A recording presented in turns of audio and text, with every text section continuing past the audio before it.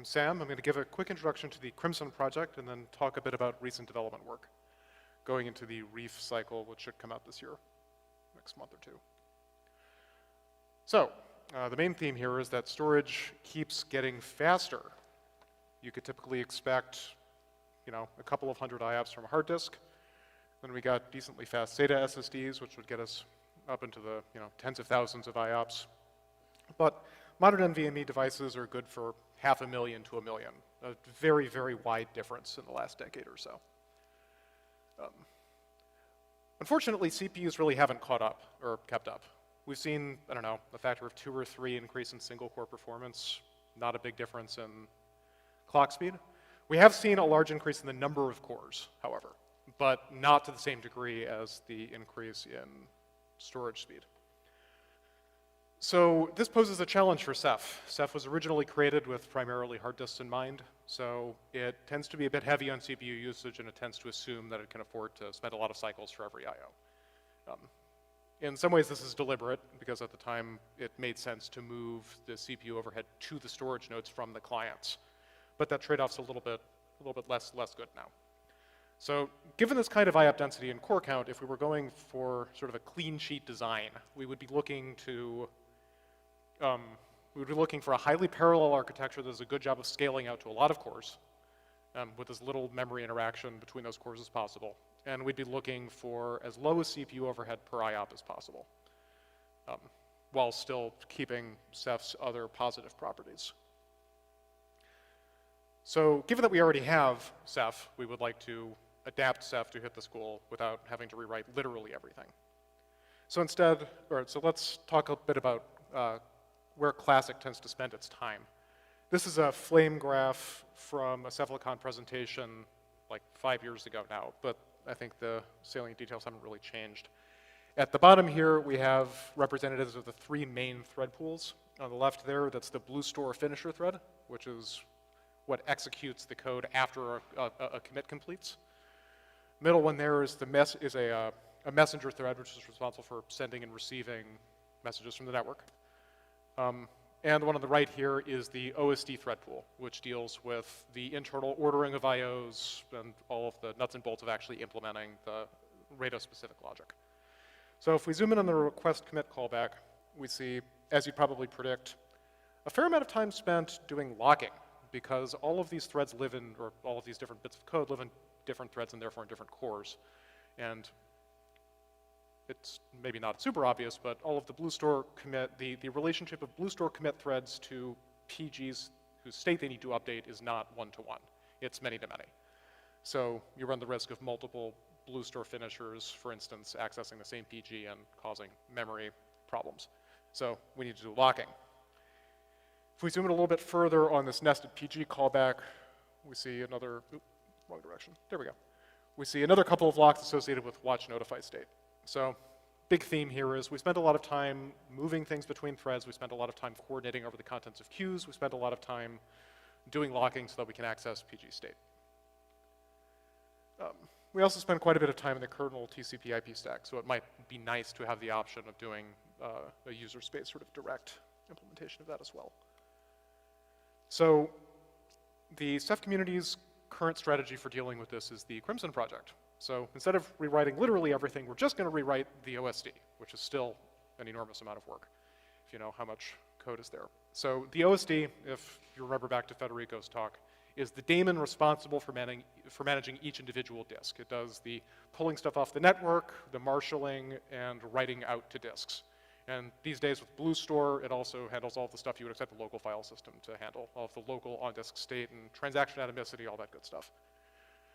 So in rewriting Crimson, our goal here is to minimize CPU overhead per I/O, because we just want to be able to get more I/O done with the same or ideally less CPU. We want to minimize cross-core communication, because that means we need locking, and locking leads to latency and more overhead. We also want to limit memory copies and context switches for pretty much the same reasons. Secondly, we also want to be able to do a good job of exploiting emerging storage technologies like fast NVMe and zoned namespace devices, which I'll talk to about a bit in the future later. So Crimson, as I said, is a rewrite pretty much from the ground up of the OSD daemon to address all of these goals. And it's important to note that the most important performance property here that we're interested in improving is IOPS per core, not actually aggregate IOPS. Classic-OSD is actually capable of quite a bit of throughput. It's just that because of the architecture I've mentioned, it's pretty expensive CPU-wise, and it injects latency in a lot of unnecessary places. So with Crimson, we're going to avoid this problem by pre-allocating, or at least we're going to avoid the core architectural challenge of Classic-OSD by starting with a single thread per core and trying to make it so that an entire I/O can be handled from a single core with task switching done in user space. So broadly speaking, I'm going to simplify the OSD a lot and say that there are three major components here. We've got the async messenger here on the ends, responsible for taking stuff off the network and sending it back out. We have the PG in the middle, which is the part responsible for doing ordering and then maintaining all of the metadata we need to do things like backfill, recovery, scrub, all of the other things for data consistency and correctness. Then we have the object store, which would be Blue Store, or in the past, File Store, which is responsible for talking to the disk. So it handles all of the metadata structures on disk we use for finding objects and the journaling mechanisms required for failure atomicity. So for a small unreplicated write, we need to read the client message off the wire, then we place this message into a queue. A different thread, the OSD op thread pool thread, then picks it up from the messenger, from that message queue, creates a transaction, which it then queues for Blue Store. A Blue Store thread then picks that up, writes it into the journal, and then when that eventually commits, Blue Store's KV sync thread picks it up and calls code back into the PG, which will queue a message for the messenger to send back to the client. So each of these thread handoffs requires inter-thread coordination over the contents of a queue of some kind, and with PG state in particular, several of these things need to touch PG state and therefore need to take PG locks, which can introduce latency non-determinism. With Crimson, the goal here is to combine all of this stuff into a single thread. So the messenger implementation within SeaStore, which I'll talk about in a moment, I'll pick it up off the wire, then go dispatch directly into PG code, which will then dispatch directly into object store code and then dispatch back into the messenger. So the reason we don't actually do this in Classic is because many of these steps involve blocking, and we rely on the operating system to swap threads out as they block for other things in the thread pool to keep the cores utilized, right? So we need a way to do that in SeaStore without involving the operating system.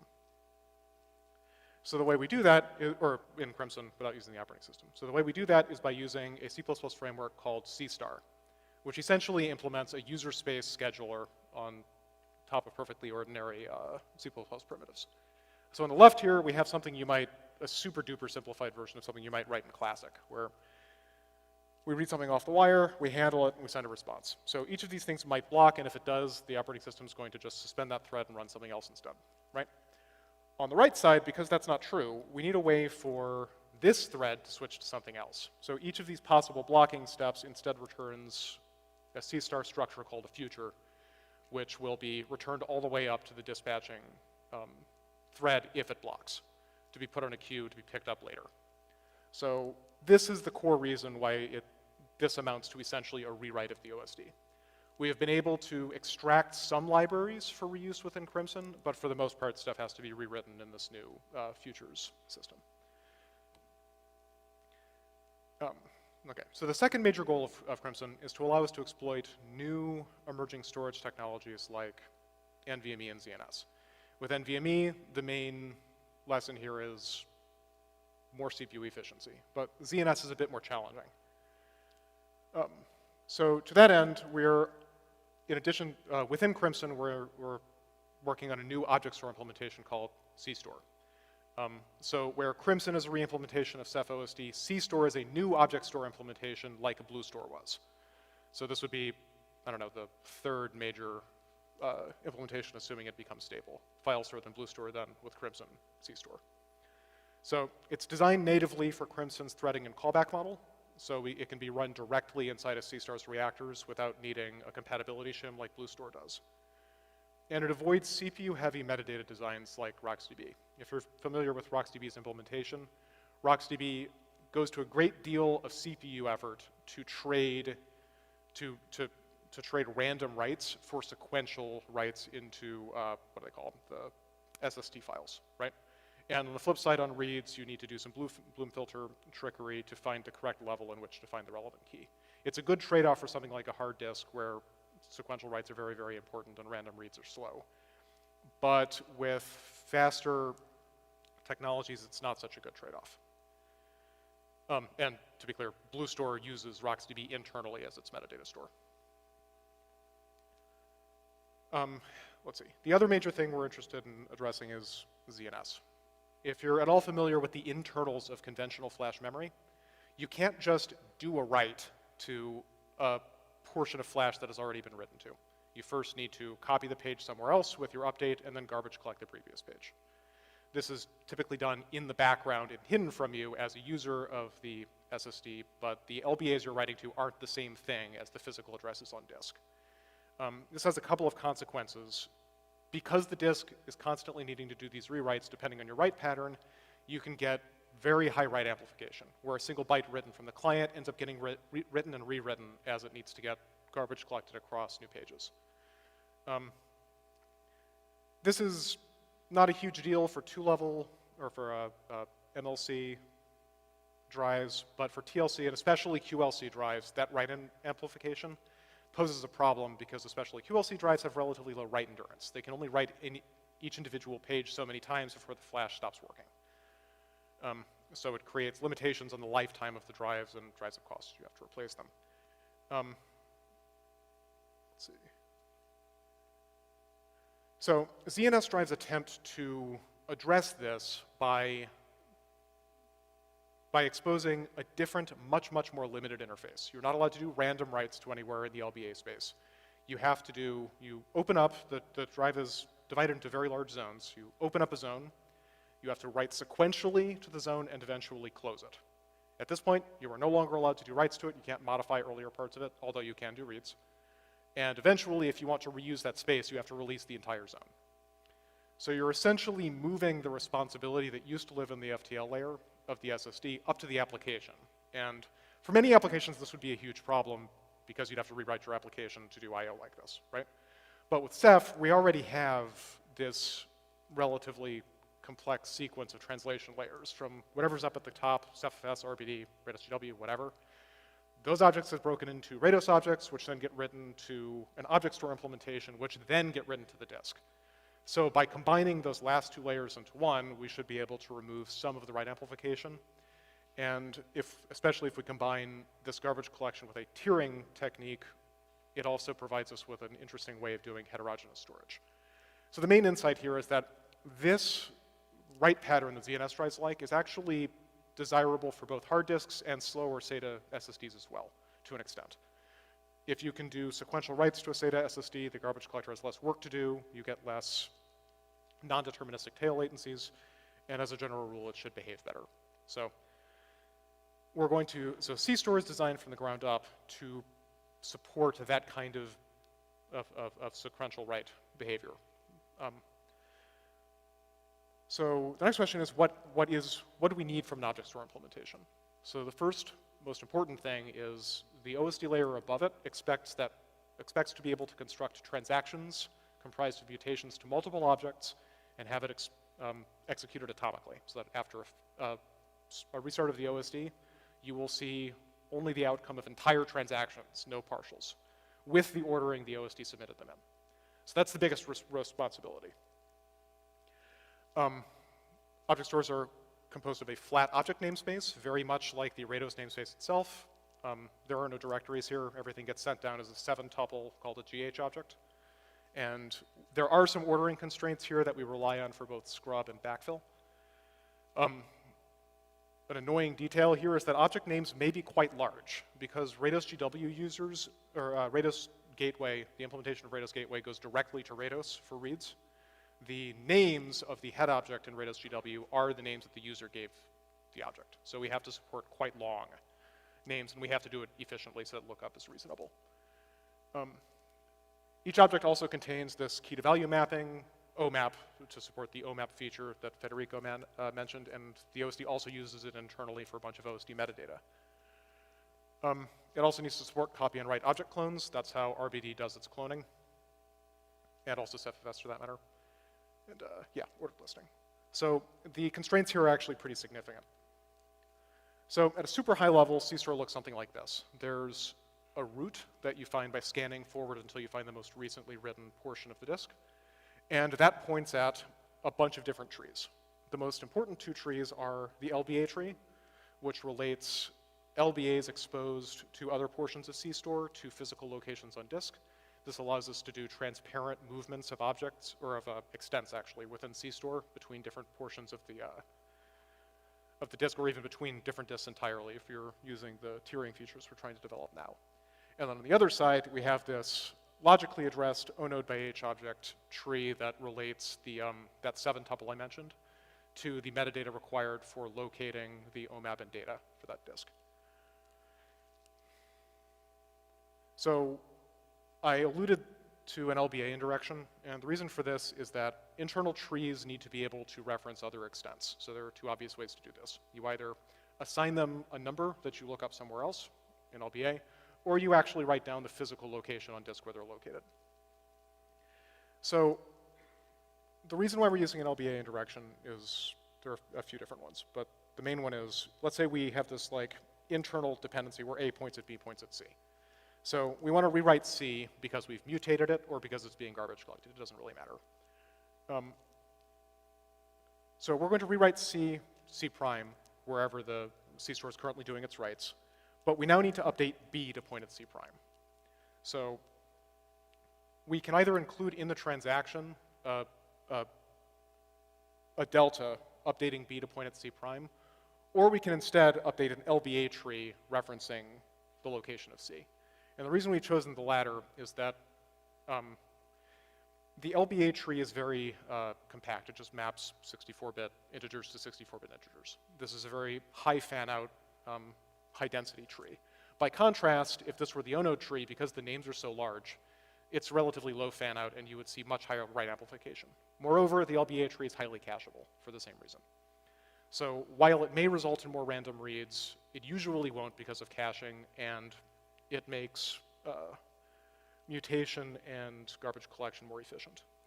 It also creates a natural place to put ref counting, so we can do subtree sharing for copy and write cloning, which is perhaps the most important reason. So all transactions are structured as atomically written records, which contain a set of newly written blocks, which may be replacements for old blocks, and deltas to existing blocks that haven't been rewritten yet. So this way we can amortize a bunch of updates to a single block for every time we have to actually rewrite it out. So in this case, let's say we need to add, what does this say? Yeah, we're adding a child to node D. So our transaction needs to include B, which is the actual child. It needs to include a delta for D prime since D now points at B. And then in addition to this, the LBA tree needs to be updated to point at B as well. So in this case, it resulted in a new child, presumably because the tree split, but that's not in general necessary. E prime could point directly at B.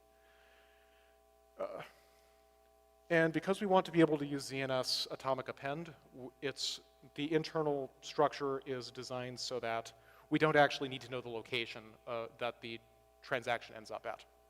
So the internal references are relative to the location of the extent. And after commit, we update the in-memory cache copies, and when we're doing a read, we know where the transaction boundaries are. So it's easy to resolve the addresses. So architecturally, it's split up like this. There are two major sort of regions. There's a transaction manager in the middle, which is responsible for doing transactional updates to logically addressed extents.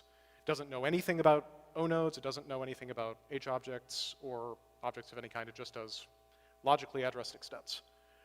And the advantage of this is that the stuff above it, which actually implements all the Rados level stuff like O-nodes and the OMAP tree and object data, doesn't need to know about tiering, which can live below the transaction manager. So we can completely separate those two portions of SeaStore.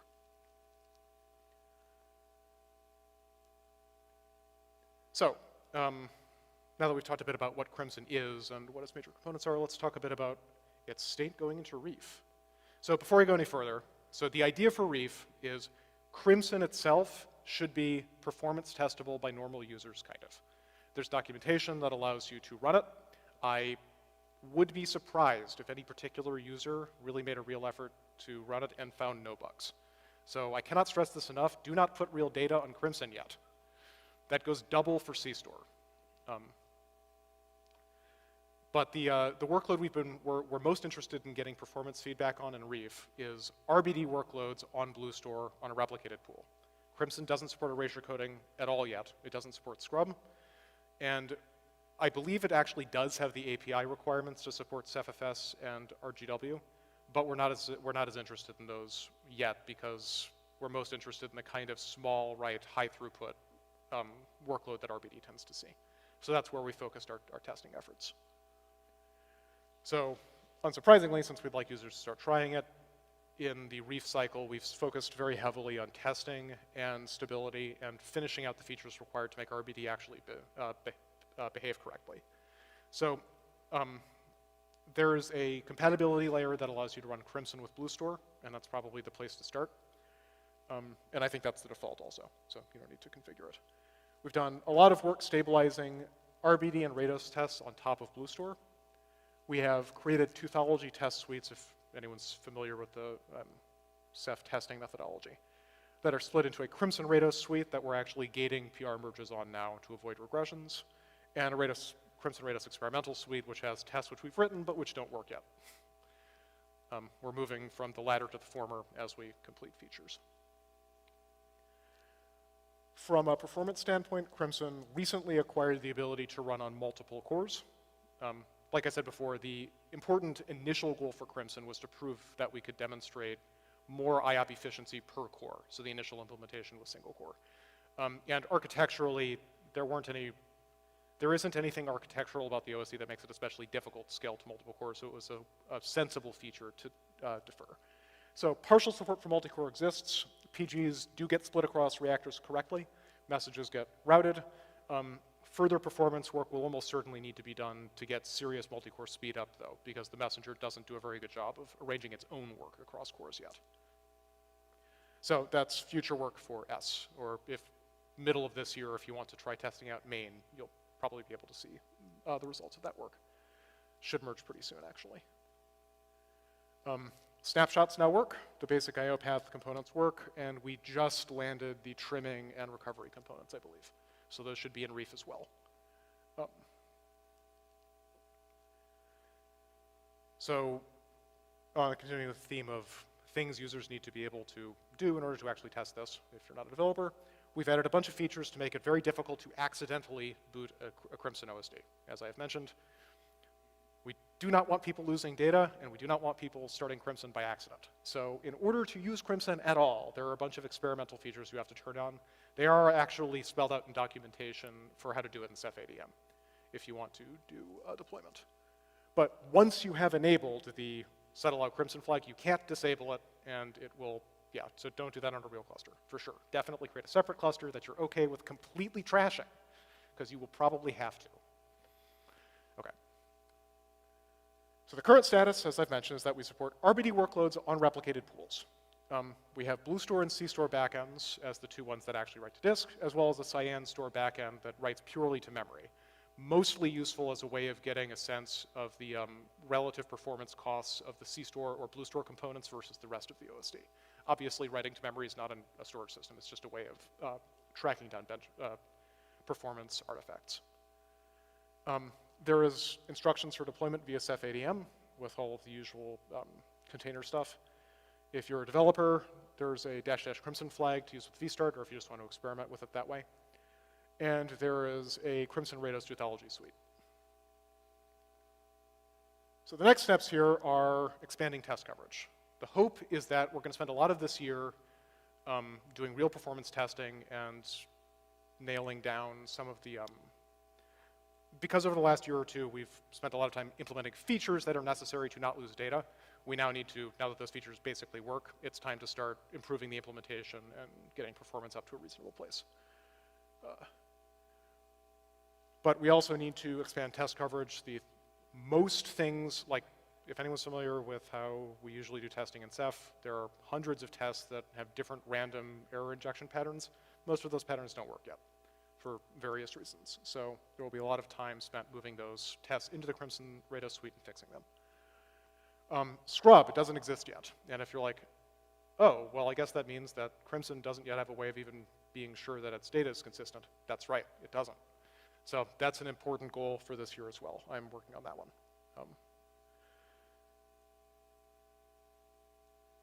Continuing on the performance theme, we need to finish out the multi-core implementation. The messenger part in particular is pretty close, and we're working on adding multi-core support for SeaStore. So speaking of SeaStore, same kind of themes. SeaStore works. You can run RBD tests on it, kind of. But it's like a year behind the rest of Crimson. So it's about as stable as Crimson was like a year and a half ago or something. So we have a long way to go here. I don't think there are any SeaStore tests yet in the Crimson stable suite. So that'll be a major focus this year. I mentioned that our primary goal for Crimson and SeaStore in general is performance, right? It's a major sore point for Ceph. But we're also interested in controlling costs. So one of the major goals for SeaStore is to be able to do heterogeneous configurations, a combination of a relatively small amount of relatively expensive NVMe with a much slower but vastly cheaper hard disk or slower SATA SSD to hopefully get your hotter working set into the faster tier and the bulkier part into the slower tier. If anyone's been following Ceph development, we've tried many ways of doing tiering over the years. This one has the advantage of being able to do movement between tiers without going over the network within an individual node. So I have high hopes for this. I think this is going to be a good strategy. Some of the initial groundwork has been merged, and I think the initial actual support where it genuinely does some kind of tiering will probably merge in the next week or two. I don't know if that'll get backported to Reef, though. We're working on refining performance. There are the garbage collection system for cleaning old segments and rewriting them into new segments while minimizing write amplification. We've added a generational garbage collector that's much more clever than the one I put in originally. And we're adding some LBA tree refinements to allow faster in-memory lookups of the LBA tree address resolution system. Next steps here are still stability. We're Ceph, we don't like losing data, so this is always a theme. We're working on improving stability. Snapshots are not yet supported. That'll be an important, probably medium-term feature. It's not as important as other things. And architecturally, it shouldn't be difficult to put in. It's just we haven't done the work yet. I think that's all I've got. Any questions?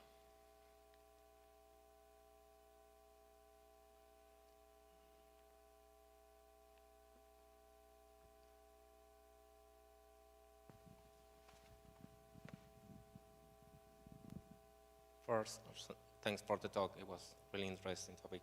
And another one, and maybe I don't know if there is work done inside the project, but as far as I know, in Joule there were like 1,000 parameters to tune. So Ceph. In the newer version, I don't know how many parameters are there to be able to tune the entire cluster. So when people start like digging into parameters to tune the cluster, it's a nightmare. Like start reading through like so many things that you can test, because it doesn't matter. It doesn't matter how many tests you will read or know in the community. It will be hard to like have the same environment like in your same infrastructure. So there is any kind of work being done about, I don't know, some kind of like maybe AI or reinforcement learning to be able to tune all these kind of parameters, because like working with more than 1,000 parameters is insane. So I think the question is generally about performance parameters in Ceph. You're right, there are a lot of performance-related parameters in Ceph at every layer. From the clients, RGW, ceph-OSD, and RBD all have their own performance tuning stuff that happens on the client side. Then the OSDs have their own fairly huge raft of performance tuning properties, and then BlueStore has its own. So there have been attempts to do some auto-tuning, and in particular, the memory allocation portions. There has been some work to add a memory auto-tuner to do some of that, and then there's some work in the manager to auto-tune sizes of pools, for example. I don't think anyone's really tried to do an AI magic do-it-all implementation just because you probably don't want a system that you don't understand setting the parameters. It seems dangerous. But with Crimson, unfortunately, it will probably make the problem worse or better. It's hard to say. Hopefully, Crimson will simply reduce the number. Like, Crimson doesn't have thread pools in the same way, so many of those thread pool-related parameters will go away. But we may end up replacing some of them with new parameters. It's hard to say. A lot of the complexity is, unfortunately, because of these simple, just massive array of different ways in which ceph is used. So there have also been attempts to create sort of preset tuning sets. So I didn't cover it here, but there's QoS work going on with mClock. And this was a major concern there. It would otherwise add a bunch of new tunables that no one would understand. So instead, they made an effort to create 3 preset sets of tunables. So you would simply select client-focused performance, recovery-focused performance, or balanced. And it'll select reasonable defaults based on which of those 3. So I guess what I'm saying is we're trying. Yeah, Gotcha. not the AI part, though. Another question that I have is, like, I don't recall what year was, but was some kind of tune being done instead of using like malloc, using jalloc. There is a lot of things that I believe the community starts seeing, like, hey, we need to like re-implement this or re-implement this other, and the queue management and whatever.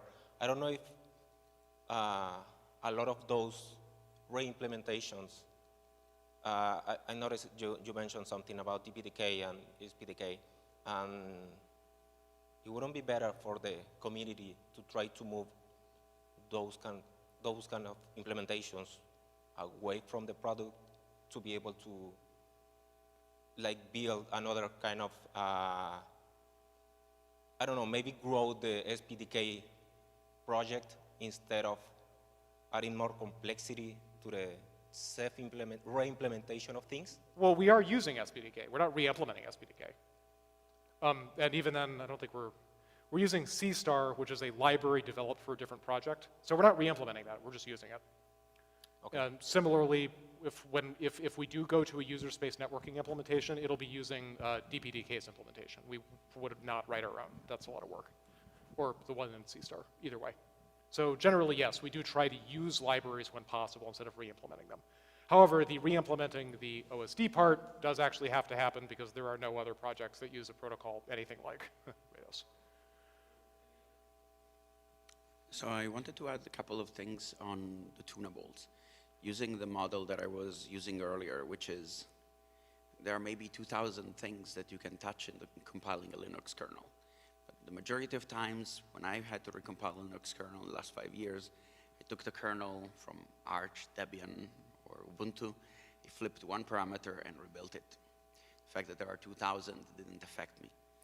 And the situation with Ceph BlueStore is somewhat similar. If you're using BlueStore for something that the vendor will support today, you're not setting 2,000 parameters or 200 parameters or even 20. Most of the system is tuned already, and you're tweaking a couple of things if you really must, but most of the time it's just 90% of the performance is out of the box, and you just use it as is. Now, if you have the experts and you have a use case where you want to extract that remaining 10% of performance, you pay the experts or you have them in-house, and you make 2 pages of tunables and you extract that remaining 10%. And usually this happens with telcos where they're going to deploy the same configuration 2,000 times, so it's worth their effort. But for the vast majority of users, we don't do the 2 pages of Ceph tunables of 2014 anymore.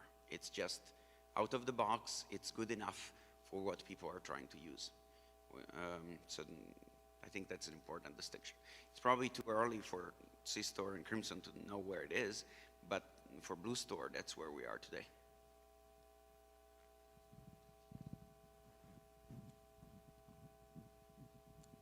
that's true. Especially the last 2 years, the defaults have gotten a lot better, and especially with the memory auto-tuning.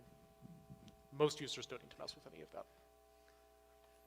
So assuming you guys continue to just kick butt on this and keep going, and we get the performance increases we're hoping for, what user applications do we think that this will really enable on top of Ceph that maybe we can't do today, other than the cost savings and the tiering within the node, which is great? Well, it's storage, so the line between enabling a use case and decreasing cost is fuzzy. Once you decrease the cost enough, some use cases suddenly become economical that weren't before. And that's likely how this is going to behave most of the time. Like, we already have interfaces that are capable of talking to the relevant applications, right? So that's not the limiter. The problem is that in a lot of scenarios, either you need to buy so much CPU that it's just uneconomical to serve the use case, or latency never gets good enough, or whatever. So long term, the goal is to actually just replace the regular OSD implementation completely. So you'll just run Crimson, and that's it. It'll just be ceph-OSD. We're not there yet because it takes a long time to do the re-implementation, but when we get to that point, the goal is that as performance continues to improve, because just implementing Crimson isn't the end of the story, it's the start. It's identifying a specific architectural problem with Classic and then doing what we have to do to correct it. And then there will be a long tail after that where we continue to do all of the improvements within Crimson that we can do. So as that process continues, we hope to drive down costs, and things that weren't economical before would be. So as latency improves and we get more of the raw throughput of NVMe devices, it would enable more aggressive sort of database-y kind of workloads or other things. Does that make sense?